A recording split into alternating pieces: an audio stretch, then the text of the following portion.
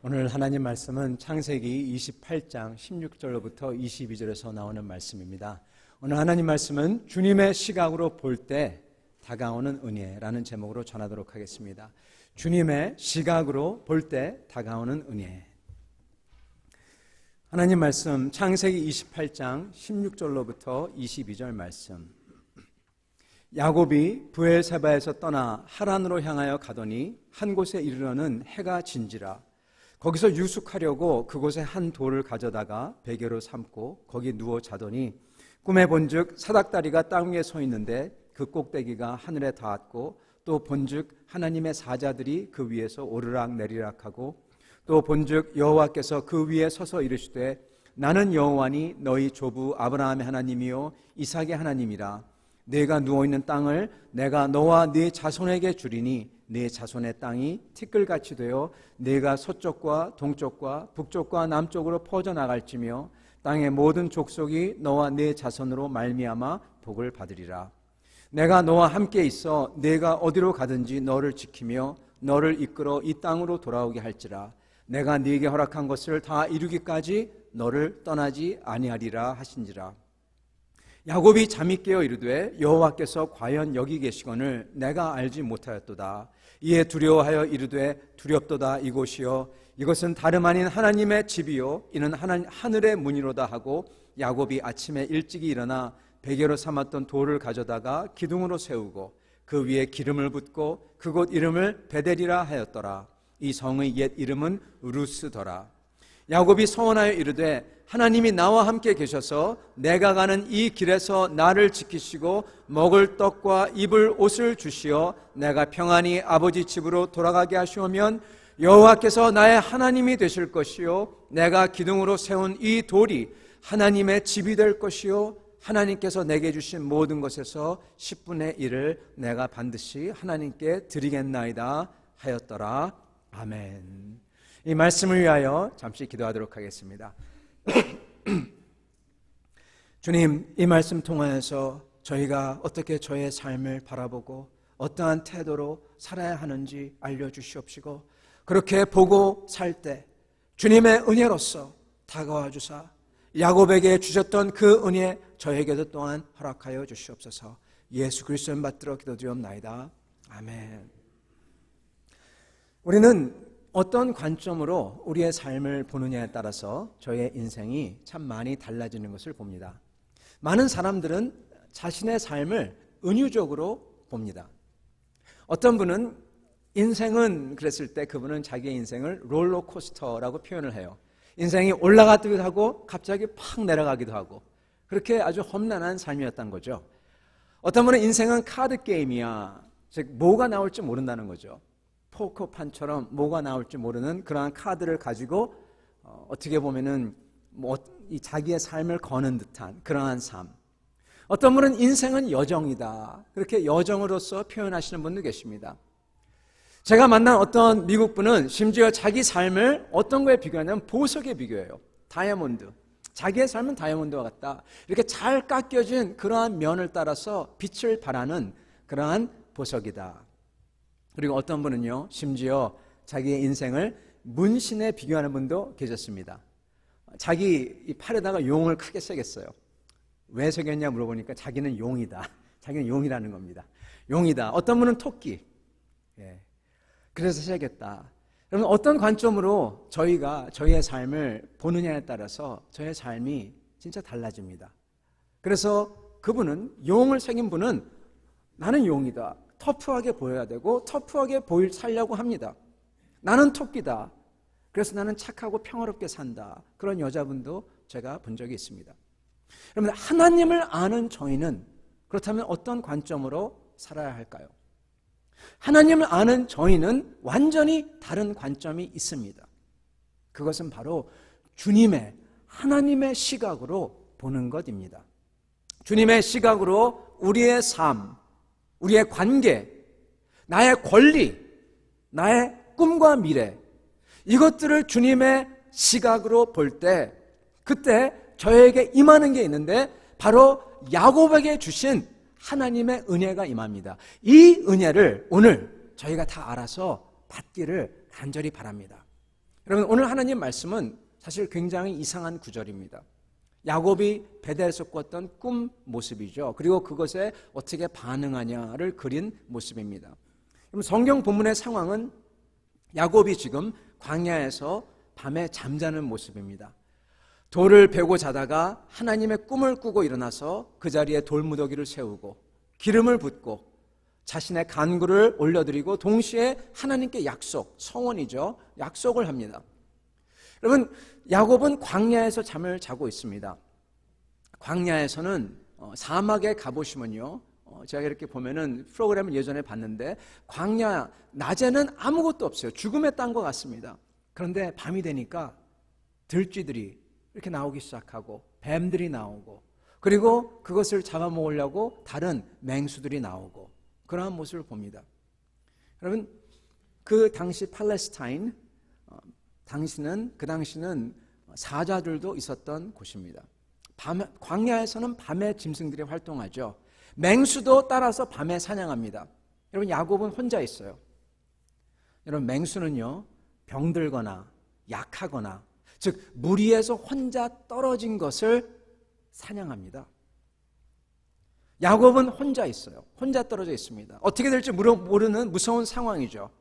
근데 야곱은 지금 맹수도 무섭지만 맹수보다 더 무서운 게 있습니다. 그래서 공포에 떨고 있어요. 바로 자기 형인 에서예요. 야곱은 지금 죽느냐 사느냐 하는 기로에 서 있습니다. 왜냐하면 에서는 프로페셔널 헌터이기 때문입니다. 여러분, 옛날에 헌터가 되려면요, 사냥꾼이 되려면은 용맹한 게 아니라 짐승을 잘 따라가야 됩니다. 짐승을 잘 따라가서 발자국을 잘 따라가서 될 수 있으면 가까이 소리내지 않고 다가가서 화살을 날려야 하죠. 그게 사냥꾼이죠. 그러면 자기 형은 쫓아가는데 프로예요. 한마디로 얘기하자면 쫓아가는데 프로입니다. 짐승보다 훨씬 느린 야곱, 지금 도망가고 있어요. 그 야곱을 그 형이 쫓는다면 야곱은 지금 당해낼 재간이 없는 것입니다. 그래서 지금 필사적으로 도망을 하고 있는 거죠. 오늘 나오는 야곱이 잠든 모습은요, 이렇게 필사적으로 도망하다가 그냥 도망을 하다가 힘이 붙여가지고 그냥 길바닥에서 그냥 거기서 잠들고 마는 모습입니다. 도주하는 길에서 잠드는 모습. 그냥 광야에서 텐트나 무슨 움터나 심지어 동굴이나 자기를 가져줄 만한 전혀 그런 게 보호가 될 만한 곳이 없는 곳에서 완전히 오픈된 곳에서 잠자는 모습입니다. 물론 루스라는 성읍이다 그렇게 얘기를 합니다. 근데 성읍에서 들어가는 게 자는 게 아니라요, 밖에서 지금 길가에서 지금 자고 있는 것이죠. 광야인 것입니다. 돌을 베고 잤다는 것은 최소한의 짐을 가지고 나왔다는 것이고 길 가다가 더 이상 갈 수 없어서 자는 겁니다. 어쩌면 야곱은 돌을 베고 잤다면요, 어쩌면은 처음부터 야곱은 아예 깊게 잠을 자거나 오래 자려고 한 게 아닐지도 모릅니다. 처음부터. 왜냐하면 쫓아오고 있기 때문에 잠시 눈만 붙였다가 빨리 도망가야 되기 때문에 그래서 돌을 베고 잔지도 모르겠어요. 도망해야 되니까. 그럼 머리를 찬 돌에 놓고 잤다. 돌이 차죠. 잠을 깊이 잘 수가 없습니다. 그리고 결코 오래 잘 수도 없습니다. 돌이 차니까 곧 깰 수밖에 없죠. 그런 잠잘 수 없는 상황에서 잠을 잘 때 어쩌면 야곱이 꿈꿨던 이런 신기하고도 이상한 두려운 꿈을 꾸는 게 어쩌면 너무나 당연한 것인지도 모릅니다. 근데 이상합니다. 이상해요. 야곱은 지금 도망하고 있어요.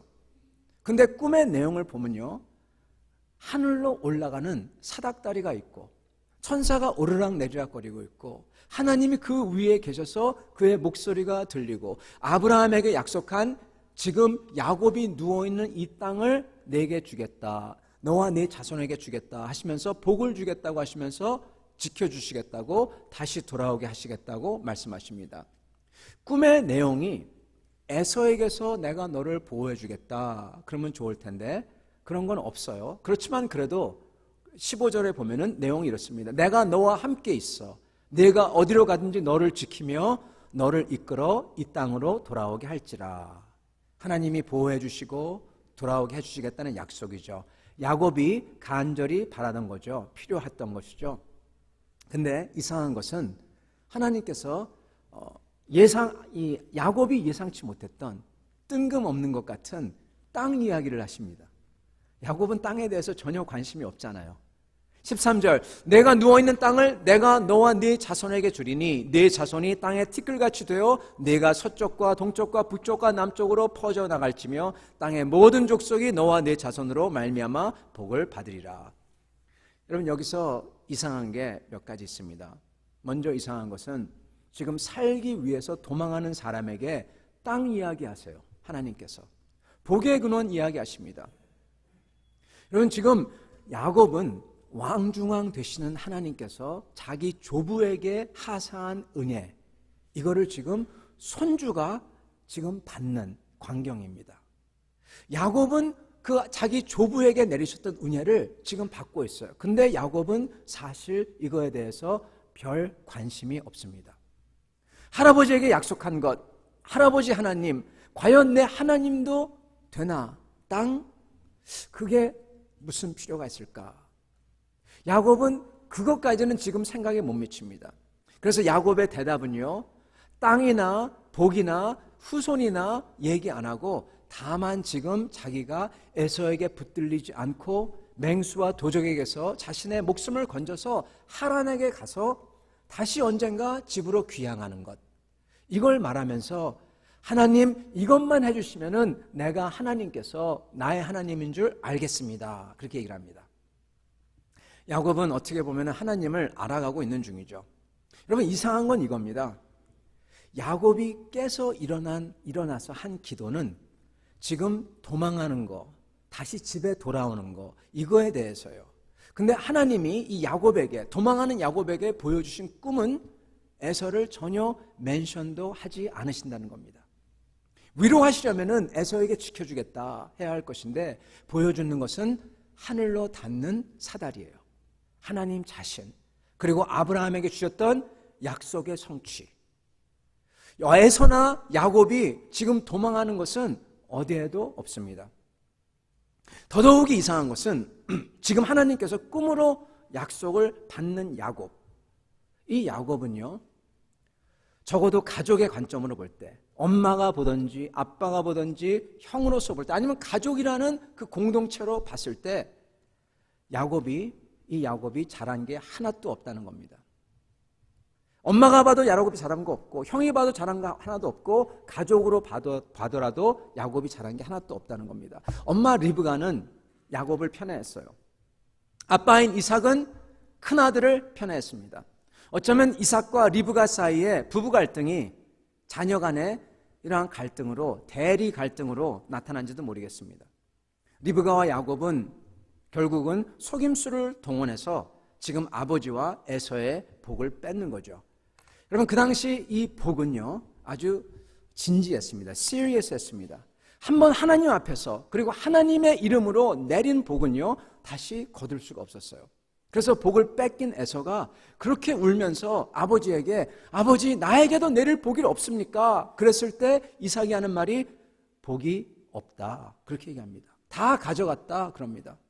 복은 한 번 내리면 되돌릴 수가 없으니까. 창세기 27장 37절로부터 이런 말씀이 나옵니다. 이삭이 에서에게 대답하여 이르되 내가 그를, 야곱을 에서 너의 주로 세우고 그의 모든 형제를 내가 그에게 종으로 주었으며 곡식과 포도주를 그에게 줬으니 내 아들아 내가 네게 무엇을 할 수 있으랴. 에서가 아버지에게 이르되 내 아버지여, 아버지가 빌 복이 이 하나뿐이리까 내 아버지여 내게 축복하소서, 내게도 그리하소서 하고 소리를 높여 우니. 여러분, 그럼에도 에서가 울면서 자기에게도 복을 내려달라고 합니다. 이때 이삭이 할 수 없이 복을 주는데 이건 가만히 보면은 복이 아니라 오히려 저주 같은 복입니다. 들어보세요. 39절. 그 아버지 이삭이 그에게 대답하여 이르되 네 주소는 땅의 기름짐에서 멀고 내리는 하늘의 이슬에서 멀 것이며. 여러분, 이건 복인데 복이 아닙니다. 왜냐하면 한 번 내린 복은 되돌이킬 수 없는 것이니까. 여러분, 그래서 에서가 지금 그렇게도 복수의 칼을 갈고 있는 거예요. 이삭이 복이란 복은 모조리다. 싹 다 뺏어갔으니까. 여러분, 문제는 야곱은 이렇게 도망치면서도 자기가 속임수를 써서 복을 뺏은 거에 대해서도 한 번도 잘못했다고 말하지도 않고 생각지도 않는다는 겁니다. 아버지를 속이고 형을 것을 빼앗고 형을 배신한 것에 대해서 어떤 마음의 미안함, 최소한 아니면 이에 대해서 잘못했다고 생각하는 사죄의 마음, 적어도 마음에서 안 나온다고 하면은 윤리적인 책무감으로 또는 객관적으로 자기를 볼 때에도 맞아, 내가 좀 잘못했지, 그럴 텐데 그런 도덕적인 죄책감이나 윤리적 책무에서 나오는 생각도 전혀 없다는 겁니다.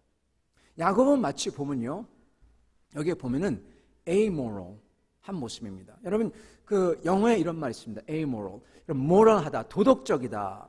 도덕적이다. 도덕은 지키는 것이 정상적인 사람이죠. 그래서 moral한 사람, 도덕적인 사람. 그리고 영어에는 immoral, 즉 비도덕적인 사람, 도덕을 어기는 소위 악한 범죄를 하는 사람이죠. 근데 영어에는 한 단어가 더 있는데요, amoral이라는 단어가 있습니다. 이거는 초도덕적인, 즉 도덕과 상관없는, 도덕이라는 것 자체를 그거에 대해서 개념이 아예 없는 이런 뜻입니다. 여러분, 도덕인지도 모르고 상관도 않는 모습이죠. 여러분, 이거 사실 좋은 게 아닙니다. 나쁜 거죠. 어쩌면은 이거는 실용주의가 여기에 속하는 것 같습니다. 그러나 결코 좋은 게 아니죠. 여러분, 야곱이 이러한 모습을 지금 비추고 있어요. 근데 이상한 것은 하나님께서는 이 야곱이 잘못한 거에 대해서 한마디도 언급하시지 않고 베델에서 만나주시고 축복해 준다는 겁니다. 한마디 첨언하자면 그 전에 에서가 야곱에게 자기 장자의 권리를 팔죠. 팥죽 한 그릇에 팝니다. 그때 에서는 진지하지 않았을 수도 있습니다. 근데 그때 야곱은 진짜 진지했어요. 그리고 자기가 샀다고 굳게 믿기에 지금 자신은 잘못한 게 하나도 없다고 생각할 수도 있습니다. 근데 정말 이상한 것은 하나님께서 그 야곱에게 아직도 잘한 게 하나도 없고 초도덕적인 것 같은 야곱, 이 야곱에게 은혜와 축복을 약속하면서 지금 주고 계시다는 것입니다. 왜 그럴까요? 에서가 팔았던 그 장자의 권리, 야곱이 사기 원하며 그리고 샀던 그 장자의 권리는 여러분, 단순히 이삭의 장자의 권리가 아닙니다. 여러분, 장자의 권리, 야곱이 샀던 장자의 권리는요, 이삭의 장자의 권리고, 그리고 이삭은 아브라함의 장자죠. 아브라함의 장자의 권리인 것입니다. 여러분, 이 말은 조부 아브라함 때부터 내려오던 천하 만물을 지은 하나님께서 하사하신 축복과 은혜의 섭리를, 그것을 가졌다는 거예요. 에서가 장자권을 하찮게 여겼다는 것은요, 그리고 야곱이 이 장자권을 탐냈다는 뜻은 바로 아브라함에게 하사한 영원한 은혜의 언약을 하찮게 여기거나 가장 귀하게 여긴 거라는 것입니다. 여러분, 결국 자기의 인생과 그 인생을 인도하는 하나님과 주님의 언약을 어떻게 보느냐, 어떤 시각으로 보느냐, 그리고 어떠한 태도로 대하느냐, 이거의 차이라는 거예요. 야곱과 에서는 이게 너무나 달랐다는 겁니다. 여러분, 이 말은요, 야곱과 에서가 비록 눈에 보이지 않지만 그들의 삶에 실제로 존재하는, 눈에 보이지 않지만 존재하는 그 장자의 권리, 하나님의 백성인 아브라함의 권리죠. 이 권리, 그러므로 그들의 인생, 이걸 어떤 관점으로 보고 어떤 태도로 대하느냐가 하나님의 축복과 하나님 자신을 어떻게 보고 대하느냐, 이걸 결정한다는 겁니다. 여러분, 이 말은요, 우리도 우리의 삶에서 일어나는 일들과 내 인생을 어떻게 보고 어떤 태도로 대하느냐가 사실은 하나님을 어떻게 보고 하나님을 어떻게 대하느냐라는 것입니다. 눈에 안 보이는 하나님을 저희가 하는, 눈에 보이는 이 삶에서의 태도와 시각이 그 하나님을 대하는 거란 거예요. 저희가 저의 삶에 있는 관계, 일, 예배, 사람들과 하는 교제, 내가 생각하는 내가 가진 권리, 내가 생각하는 내가 해야 되는 의무, 이 모든 것을 어떻게 보느냐, 하나님의 관점으로 보느냐, 내 관점으로 보느냐에 따라서 내가 하나님을 대하는 게 다르다는 것입니다. 그러므로 모든 게 달라진다는 겁니다. 하나님의 관점으로 보는 자에게는 하나님께서 비록 그가 부족하고 심지어 죄를 졌다고 하더라도, 심지어 이렇게 amoral한 그런 것 같은 초도덕적인 것 같은 사람이라고 하더라도 그의 하나님의 시각으로 보려고 하는 그의 마음과 태도 때문에, 즉 하나님을 믿는 믿음 때문에 그에게 찾아와서 축복해 준다는 겁니다. 여러분, 저희가 어떤 관점으로 저희의 삶을 보느냐에 따라서 저의 인생이 달라집니다. 이거에 따라서 시간을 쓰는 방법과 시간을 투자하는 대상과 돈을 쓰는 방법과 돈을 투자하는 대상, 재능을 사용하는 것, 관계를 맺는 그러한 관계, 어떻게 관계를 지내야 나가냐, 내가 원하는 것을 갖다가 하느냐 마느냐, 내가 순종하느냐 아느냐, 이게 다 달라집니다. 신기한 것은요, 사람들은, 물론 그렇지 않은 분들도 계실지 모르지만 많은 사람들은 자기의 인생을 보는 각자의 메타포, 즉 은유법이 있다는 겁니다. 한번 리스트 해볼까요? 여기서 여러분, 만약에 제가 지금 드리는 말씀에 이 fill in the blank, 밑에 밑줄을 긋고 blank를 드릴게요. 공란을 갖다가 한번 채워넣어 보세요. 오래 생각하면 안 됩니다. 인생은, 네, 뭐가 떠오르십니까? 저는 어렸을 때 하도 그 노래, 유명한 노래, 그 찐빵 아저씨가 나와서 인생은 나그네길 구수하게 불렀던 그 노래 때문에 인생은 그러면 항상 생각나는 게 나그네길이 생각이 나요. 물론 그렇다는 건 아닌데, 예. 그런 생각. 여러분은 무슨 생각 나십니까? 인생은 그랬을 때. 예. 그러면 그겁니다. 마음에 떠오르는 것, 바로 그겁니다. 어떤 분은 말씀드린 것 같이 자기의 인생을 올라갔다 내려갔다 하는 것으로, 어떤 분은 카드 게임이라고, 포커판이라고, 운이 좋게 잘 되는 거라고, 인생은 여행이라고, 나그네길이라고, 인생은 큰 파티라고, one big party, 인생은 마라톤이다, 아니다, 인생은 100m 경주다. 심지어 아까 말씀드린 것처럼 인생을 어떤 사람은 자기를 문신에 비교하는 사람도 있고 별 사람이 다 있습니다. 근데 여러분, 이런 게 우습지만은 그냥 말하는 거라고 말할지 모르지만은, 근데 실제로 이런 생각이 우리 삶에 정말 큰 영향을 끼친다는 것입니다. 인생을 파티로 생각하는 사람, 카드 게임, 포커로 생각하는 사람은요, 즐기는 것, 좋은 운을 잡는 것, 일회천금하는 것, 그게 가장 중요한 가치입니다. 비록 그렇게 안 한다고 하더라도 은연중에 자꾸만 그렇게 말을 하다 보면은 순간적으로, 맞아, 인생은 도박이야, 한번 해보자, 이렇게 되는 거죠. 여러분, 저희가 저의 입에서 저희가 저의 삶을 얘기할 때 참 잘 얘기해야 됩니다. 아무렇게 얘기하면 안 됩니다. 그렇게 얘기하는 대로 되는 것입니다. 저희가 말을 하는 순간 그 말이 실체가 되어서 저에게 다가오죠. 그러면 마라톤이라고 생각하는 사람, 그런 분은 인내하는 게 중요하다고 생각하고, 100m 달리기로 보는 사람은 인생은 그냥 열심을 내어서 쉬지 않고 무조건 달리는 거다, 그게 중요하다고 생각합니다.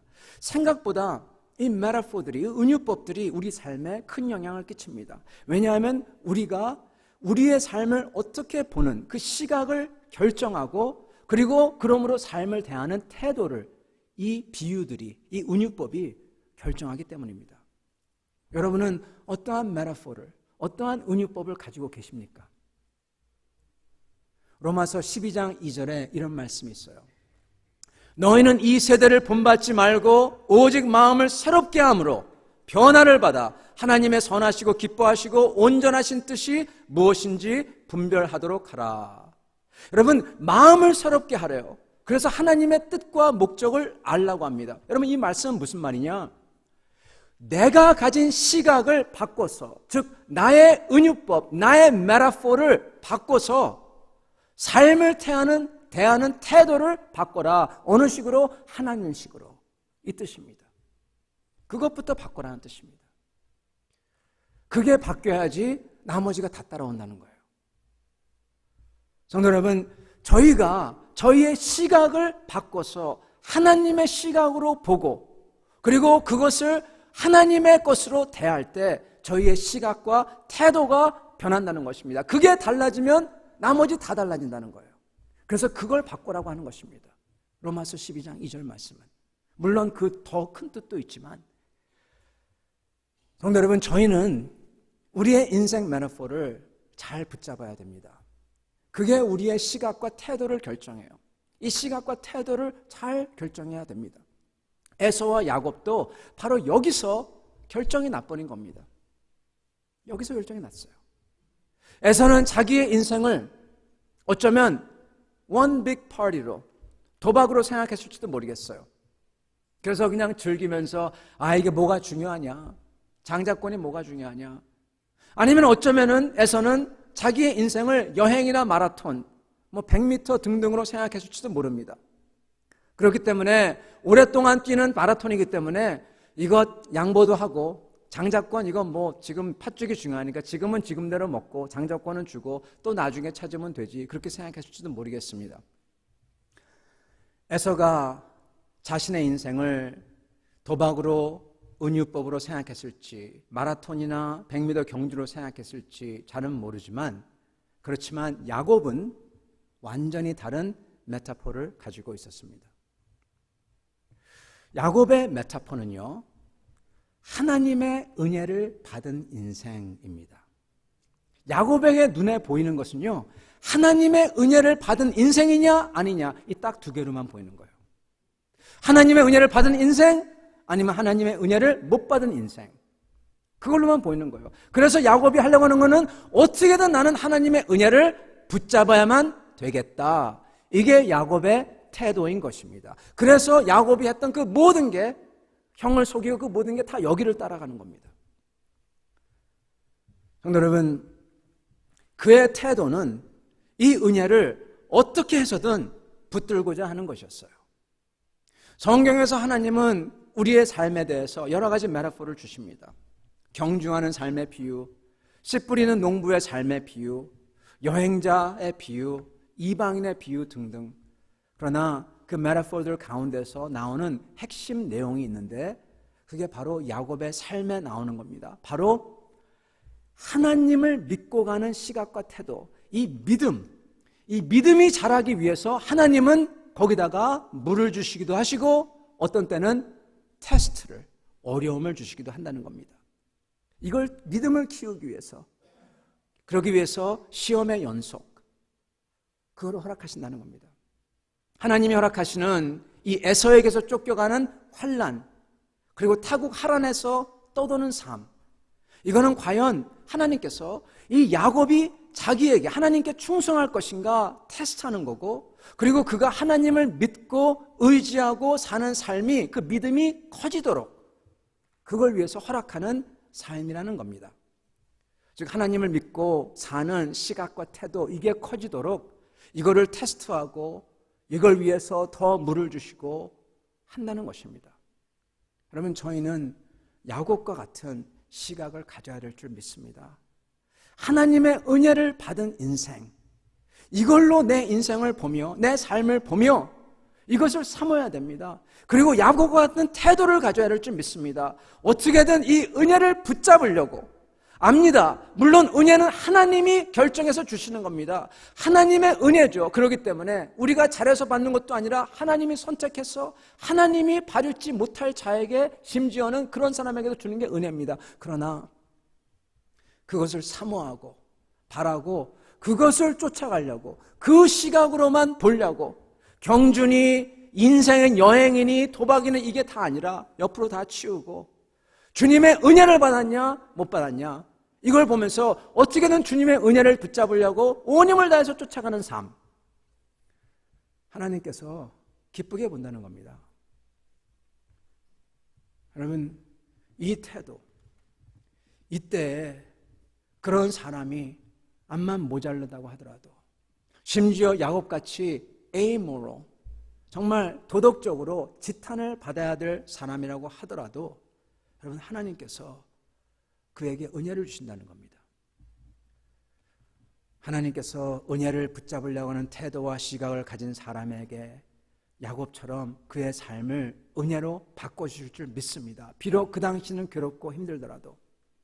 여러분, 어떤 그 캐리 에이간이라는 분이 계세요. 그분은 이 하스피스 채플린입니다.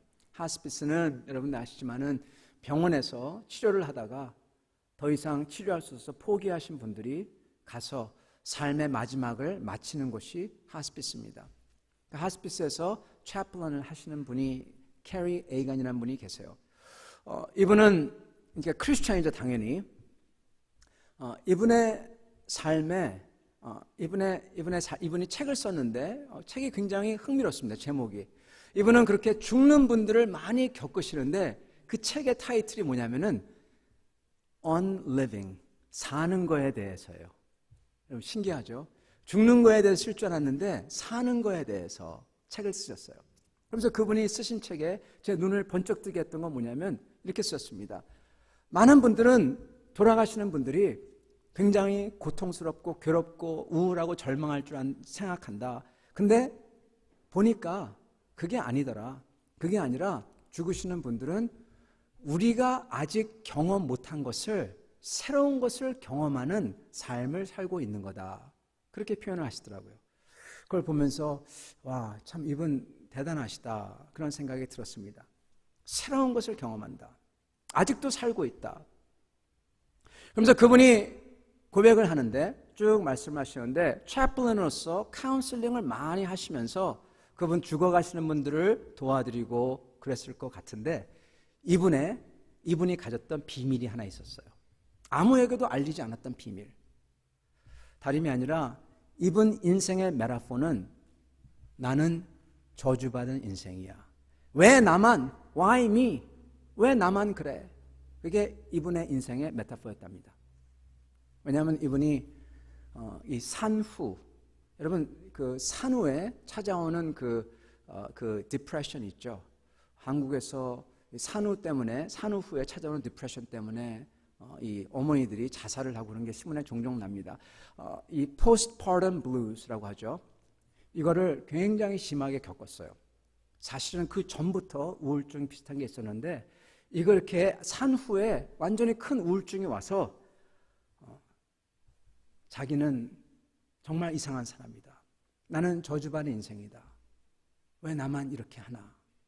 이러한 메타포를 가지고 살았답니다. 근데 죽어가는 분들과 대화하면서 이게 바뀌었다는 겁니다. 하는 말이 이 비밀로 이걸 아무한테 얘기하지 않았는데 이렇게 그분의 그러한 이 돌아가시는 분들과 상담을 하면서 얘기하면서 이렇게 얘기했답니다. 자기는 자기의 삶을 완전히 이상한 사람, 그리고 다른 사람과 특별히 유달리게 저주받은 그러한 삶을 산다고 생각했습니다. 그러나 이렇게 돌아가시는 분들의 이야기를 계속 듣다가 내가 깨달은 게 하나 있습니다.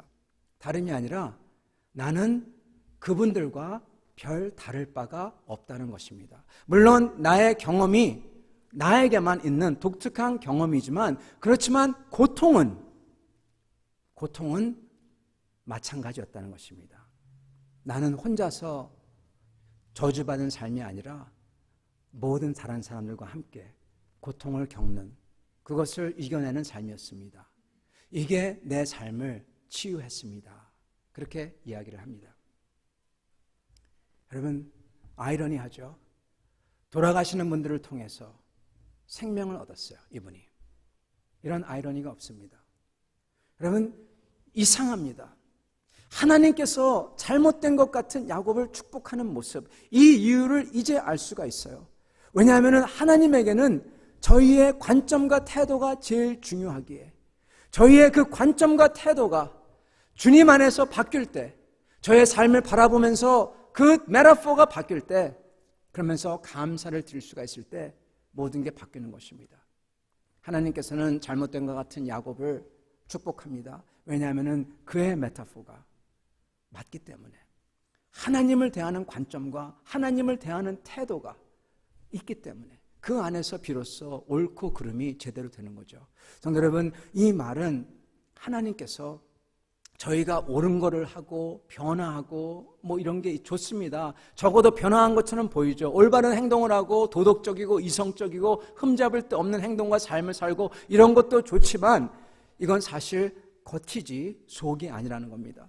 속이 변해서 겉이 변하면 좋죠. 그렇게 돼야 되는 것입니다. 근데 대부분 우리들은, 사람들은 속은 그대로인데 아직도 정말로 서로 같이 가지 않을 듯한, 그렇지만 같이 가는 불안함과 동시에 정반대가 되는 교만함, 그리고 또한 시기심과 욕심, 이런 것으로서 가득 차 있으면서 겉은 포장지로 그럴싸하게 꾸미고 그리고 겉의 포장지를 바꾸고 그런다는 것입니다.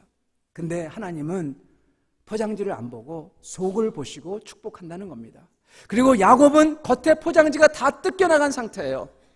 도망하는 사람한테 무슨 겉으로 보이는 게 있겠습니까? 지금 야곱의 속이 다 드러난 상태고 그 속은 주님을 붙잡으려고 하는 간절한 마음이고 주님을 붙잡고 서원하는 마음인 것입니다.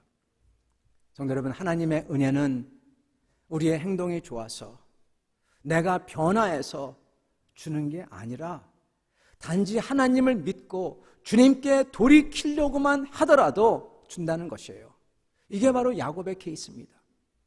사랑하는 성도 여러분, 오늘 이 야곱에게 주시는 말씀, 하나님께서 저희가 주님의 시각으로 저의 삶을 볼 때, 그리고 그 태도를 가지고 갈 때 주시는 그 은혜, 이것을 사모하며 받으시는 여러분과 저 되기를 예수님을 축원합니다. 같이 기도하겠습니다.